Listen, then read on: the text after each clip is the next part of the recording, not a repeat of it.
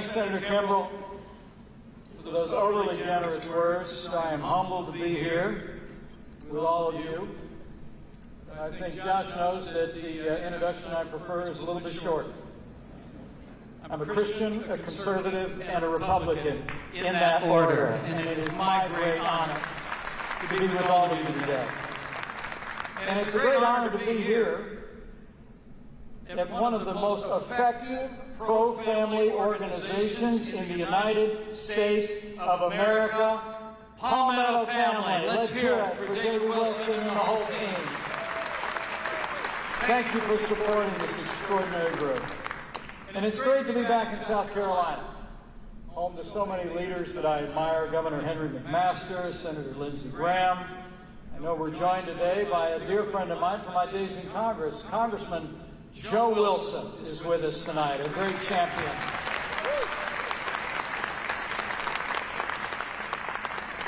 And I want to thank the members of the General Assembly who are here with us today. I know you're in session, but made some time to put Palmetto family first, and I'm honored by your presence today. And how about Senator Tim Scott last night? Wow. I just spoke to him. He and I are very dear friends. And, you know, I first met Tim when he was in the General Assembly a decade ago. And we've been friends ever since. I can honestly say I was for Tim Scott before it was cool. But the truth is, how great is it to have such a positive vision laid out before the American people and to all of you gathered here at Palmetto Family? How great is it to have a leader on national television who says, "Becoming a Christian transformed my life."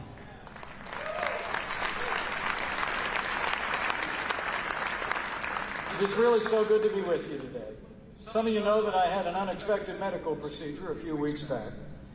My doctors cleared me to travel, and I wouldn't have missed tonight for the world. Now, the truth is, they told me that my heart was actually skipping a beat every now and again, which is really unusual because that hasn't happened since the day I met my wife, Karen. Would you give her a round of applause? I know she's looking on, and she loves South Carolina. But I'm back, and I feel great, and I'm so grateful for the warm welcome and for the prayers. And I came here tonight for really two reasons. I came first to say thank you. Thank you for the privilege of serving as your vice president and the privilege of serving alongside President Donald Trump. It's the greatest honor of my life.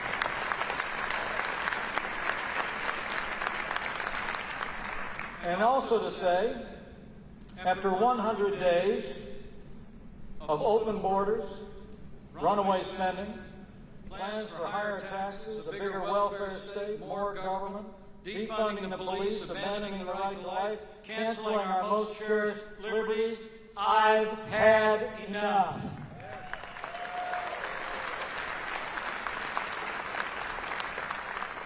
After 100 days, I think the time has come for Americans devoted to faith and family and freedom and limited government to stand up and unite behind a positive agenda and win back America. And it starts right here and right now in South Carolina.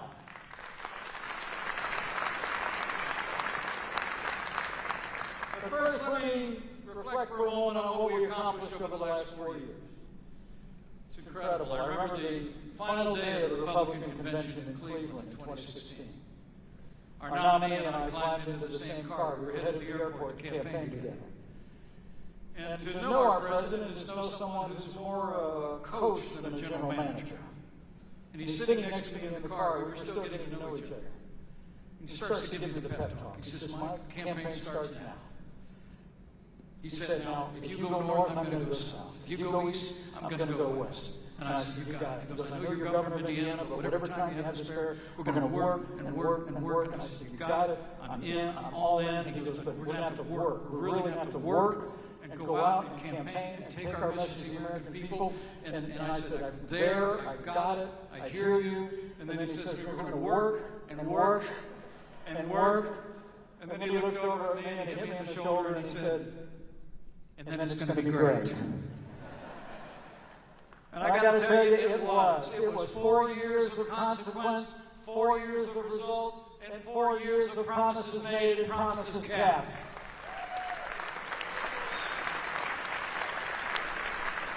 I mean, think about it. In 48 months, the Trump-Pence administration achieved the lowest unemployment, the highest household incomes, the most energy production, the most pro-American trade deals, the most secure border, and the strongest military in the history of our country. In our first 3 years, we revived our economy, created 7 million good-paying jobs by cutting taxes, rolling back regulations at a record pace, becoming a net exporter of energy for the first time in 70 years. We held China accountable for years of trade abuses, and we brought jobs back to the USA.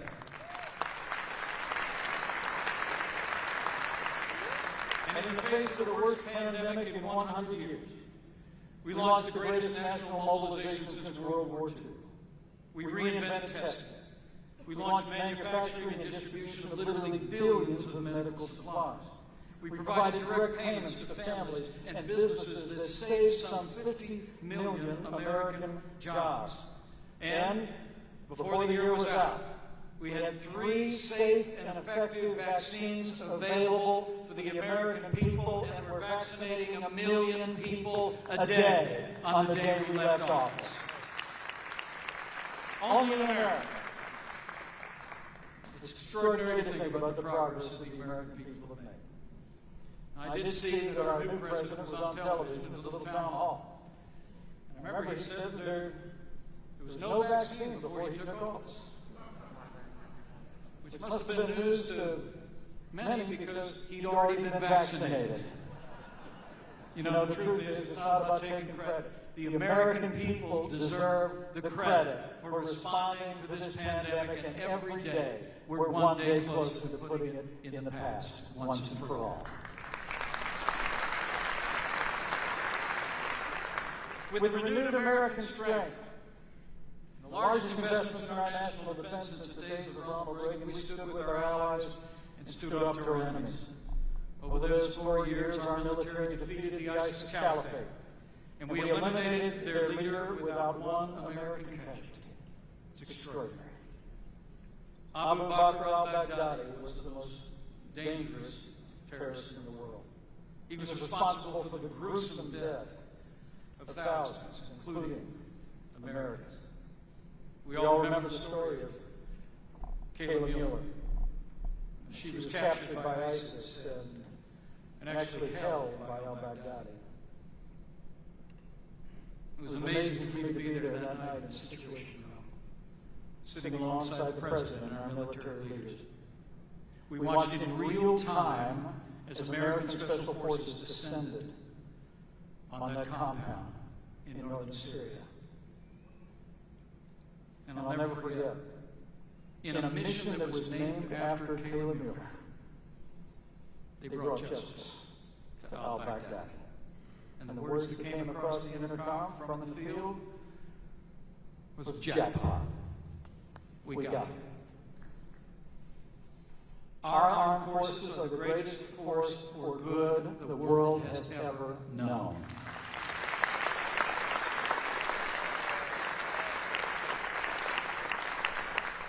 In addition to taking down ISIS caliphate, we isolated Iran as never before. We withdrew from the Iran nuclear deal and eliminated the most dangerous terrorist in the world, the Iran Revolutionary Guard. In the midst of all of that, we saw Arab nations step forward and sign historic Middle East peace agreements, as has not happened for decades. And this president and our administration kept our word to the American people and our most cherished ally when we moved the American embassy to Jerusalem, the capital of the state of Israel.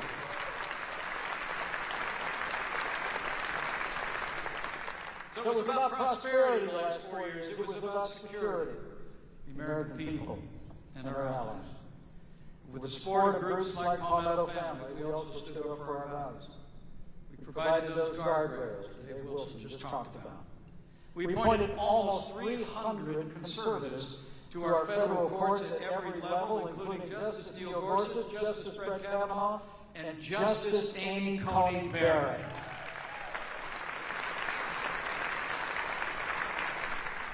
From day one, we defended religious liberty. We ended the assault on the Little Sisters of the Poor.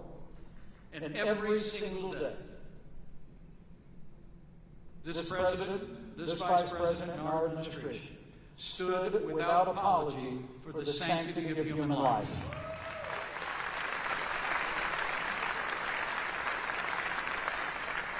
I must tell you, it was perhaps my highest honor when, as the President of the Senate, I was able to cast the tie-breaking vote to defund Planned Parenthood in states across America. And groups like Palmetto Family made that progress possible, and I couldn't be more grateful. But I want to tell you that the support for life literally started on day one. I'll never forget, we were in our first month in office in 2017, and the anniversary of the Roe v. Wade decision came up. The March for Life was scheduled to take place in the National Mall on a cold day. Well, the Prime Minister of the United Kingdom was in town, and the President was not going to be able to address the crowd. And I remember standing next to the Resolute desk as he was lamenting the fact that he wouldn't be able to engage the crowd. And I said, rather shy at that time, I said, well, you know, they invited me too. And he looked up at me and he said, they invited you to speak? And I said, yes. And he said, well, do you want to do it? And I said, well, I've been to March for Life a number of times with people like Joe Wilson, and be happy to do it. He said, well, you should definitely go.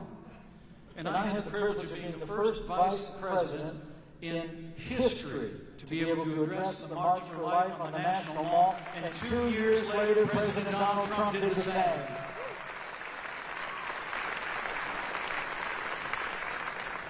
So because of your support and maybe to a greater extent your prayers, we made history. We made a difference for our security, for our prosperity, and our most cherished values. We made America greater than ever before. But how times have changed. In just 100 days, the Biden-Harris administration has launched an avalanche of liberal policies that threaten to derail all the progress that we made for a safer, more prosperous, more secure America. As Americans heard last night, President Biden has launched an explosion of runaway spending to the tune of $6 trillion and counting. And after our administration worked in a bipartisan way with Congress on every single COVID bill, the Biden administration passed their COVID bill on a partisan basis and actually used COVID relief to fund a massive expansion of the welfare state. They proposed trillions of dollars in expanding the federal role of government in every area of our life, literally from cradle to grave. And they're using an infrastructure bill to advance a radical climate change agenda. And just as our economy is getting back on its feet here in South Carolina and all across America, they plan to pay for all of it by cutting planned increases in military spending and passing the largest tax increase in 50 years. But it doesn't stop there, my friends. After inheriting the most secure border in American history, the Biden administration ended construction of the wall and canceled policies that had reduced illegal immigration at our border by 90%. They've unleashed the worst border crisis in our history. Also, they've capitulated to international bureaucrats, rejoining the Paris Climate Accord, planning to rejoin the Iran nuclear deal. They formed a commission to pack the Supreme Court, supporting gun control. They've joined the woke chorus accusing law enforcement agencies across America of systemic racism. You know, I don't think I can say it better than your senator said it last night. When Tim Scott said, brave police officers and black neighborhoods are not adversaries, we are family. And let me join Tim Scott in saying, from my heart, traveling this nation coast to coast as your vice president, America is not a racist country.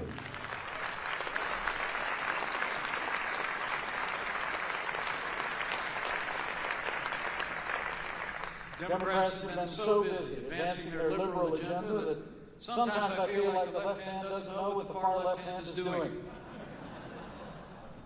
On top of everything else in the last 100 days, there's been a wholehearted embrace of the radical left's all-encompassing, rapidly escalating war on American traditional values. They abolished the 1776 Commission. They authorized teaching critical race theory in federal agencies and public schools.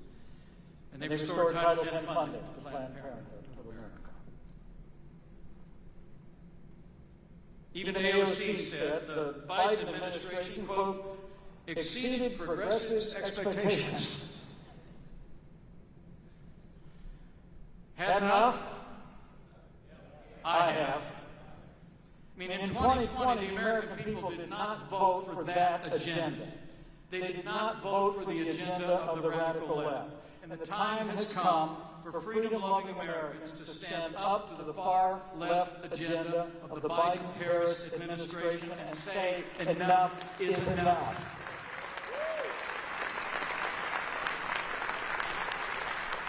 It's time to unite behind a positive agenda built on our highest ideals and win back America. And we have the winning agenda, men and women. I have no doubt about it.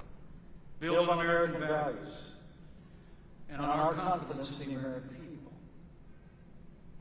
You know, again, your senator said last night, our best future won't come from Washington schemes or socialist dreams. It will come from the American people. Senator Tim Scott was right. Our agenda is clear. It's the agenda that we just implemented in 4 years of the Trump-Pence administration. It's built on a strong national defense, on secure borders, on free market economics, trade deals that put America first. It's on conservative judges. And it's a movement that is built on upholding all the God-given liberties enshrined in the Constitution of the United States of America. The First Amendment, freedom of speech, freedom of religion. The Second Amendment, right to keep and bear arms. The 10th Amendment, limited government, and letting states lead on the issues most important to our families. And it's meant our movement, in the spirit of the 10th Amendment, that has led the fight to give parents the right to choose where their children go to school, public, private, parochial, or homeschool.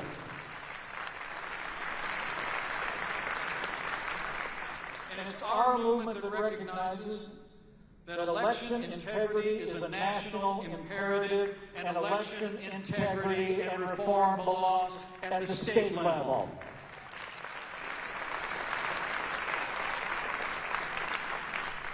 Elections are a state responsibility. Founders of our Constitution crafted it that way. We need to reject any Democrat attempts to nationalize our elections, as you heard President Biden speak about last night.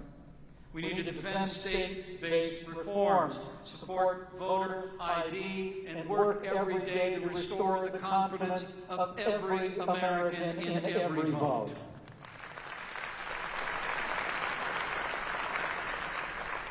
And with our agenda and our movement, we will always stand by the men and women who serve on the thin blue line of law enforcement.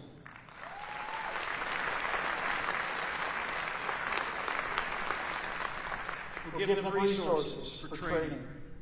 And we'll also always defend the right of Americans to keep and bear arms under the Second Amendment. We'll defend religious liberty and the sanctity of life. And it will be our movement that's the vanguard of the freedom of expression. A movement that cherishes our heritage, our history, and our steady march toward a more perfect union.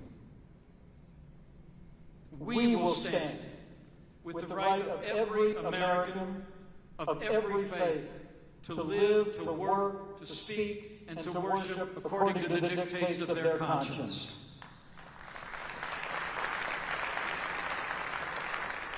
We will reject critical race theory in our schools, in our public universities, and we will cancel culture wherever it arises.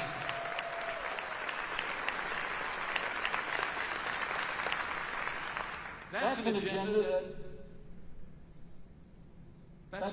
that'll win. That's an agenda that'll win back America. And it's a positive agenda. These divided times that each and every one of us needs to take to our neighbors and friends. You know, we've all been through a lot over the past year. A global pandemic, civil unrest, divisive election, tragedy at our nation's capital, and a new administration intent on further dividing our country as they advance the agenda of the radical left. But through it all, I want you to know that I have hope. You know, a pastor friend of mine once said, everybody's under-encouraged. So I want to encourage you tonight. And I want to remind you of two things. First, we've seen this movie before. In 2010, we had a Democrat president, Democrat majorities in both houses of Congress. I was there. I was serving as a House Republican Conference Chairman, and I remember, Joe, so do you, I remember how defeated we all felt. The hope and change had arrived, right? All the media had aligned itself, just as they are today, behind that new Democrat administration. But what happened then, and I believe will happen again, is that conservatives across America, in public office and in families and businesses alike, all rallied around the cause. We rallied around a positive agenda to offer, as President Reagan used to say, a choice, not an echo. A positive agenda built on our principles. And in 2010, we won 63 seats in the House of Representatives and retired Nancy Pelosi as Speaker of the House.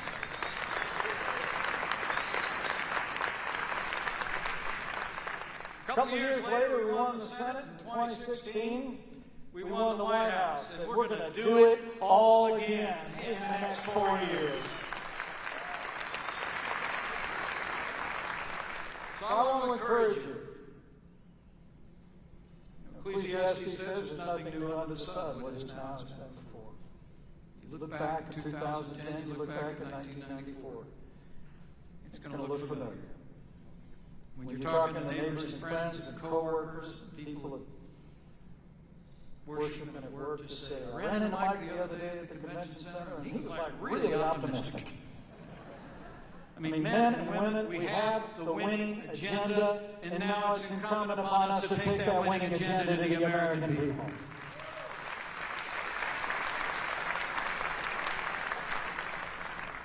In fact, I think we do well to heed the words of that 40th president. It was 1976. Some of us are old enough to remember.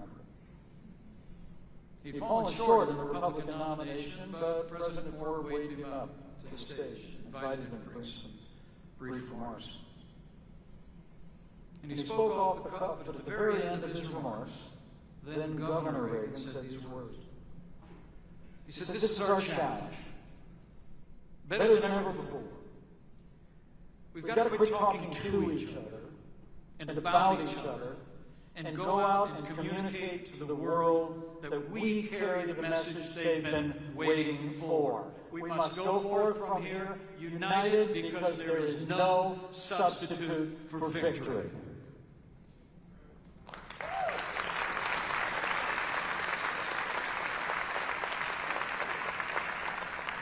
That's been our cause. The days that lie ahead. Tell the story of the record of all that we accomplished over the last 4 years for the American people, in security and prosperity and ensuring that our most cherished liberties are more secure in the courts of the land. We need to provide the loyal opposition, as so many Republicans across the country are doing, and I promise you I'll be doing as well. Pushing back on an administration and a liberal agenda being driven by the radical left. And finally, we've got to guard our values, like the theme of this dinner, by offering a positive agenda to the American people, grounded in our highest ideals. Now, over the coming months, I'll have more to say about all of that, and I know you will too. But I just want to encourage you tonight with the history and our record. And I want to encourage you to have faith. You know, as I travel all across this country, I've become convinced, more than ever, of two things. In my time as Vice President and my time in public life, that this is a freedom-loving nation. And this is a nation of faith. It truly is. The sweetest words I ever heard as I traveled around the country, and I heard them almost every day, was when someone would reach out and grab a hand and look at me or my wife and just say, "I'm praying for you." And this is a nation of believers. And I truly do believe the progress we made over those 4 years in enduring the trials of the last year, we've been carried aloft by the prayers of the American people. And I believe with all of my heart in the boundless capacity of the American people. But also I believe this is a time when we ought to renew our faith in Him who placed this miracle of democracy on these wilderness shores. Because I say from my heart, God isn't done with America yet.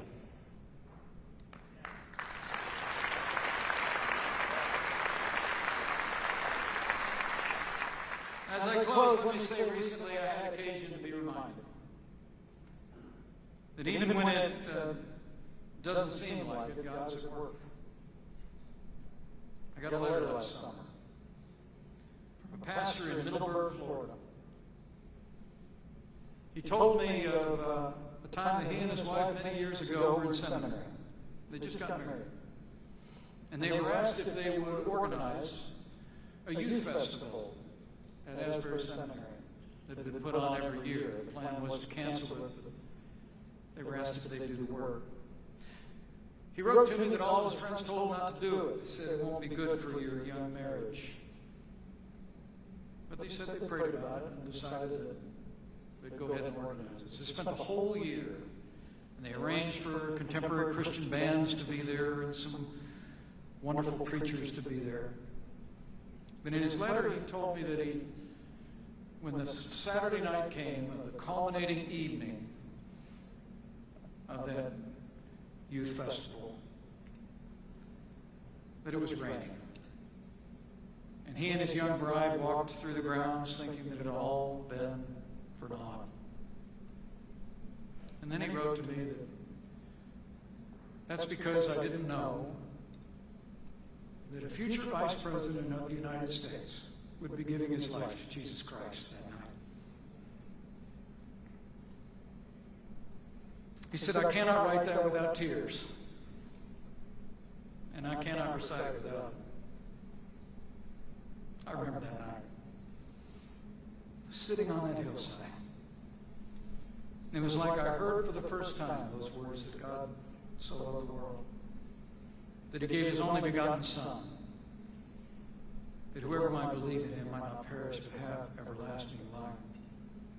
And I stood up and I walked down, not out of a sense of intellectual agreement or assent, but because my heart was broken with gratitude for what had been done for me. I wrote that pastor back, and on a trip to Florida, I had a chance to meet he and his wife. They're wonderful people. And when I shook his hand, I just told him, now I know who else to thank for that night in 1978. You know, even in these challenging times, I think we do well to remember that ancient verse that's hung over the mantle of our home for 20 years. It's in Jeremiah 29:11. It says, "For I know the plans I have for you, plans to prosper you, not to harm you, plans to give you a hope in the future." And I believe, as everyone involved with Palmetto family believes, that if we will but put our trust in Him, if we will carry the message of our ideals and values to our neighbors and friends, there is hope. There is a future.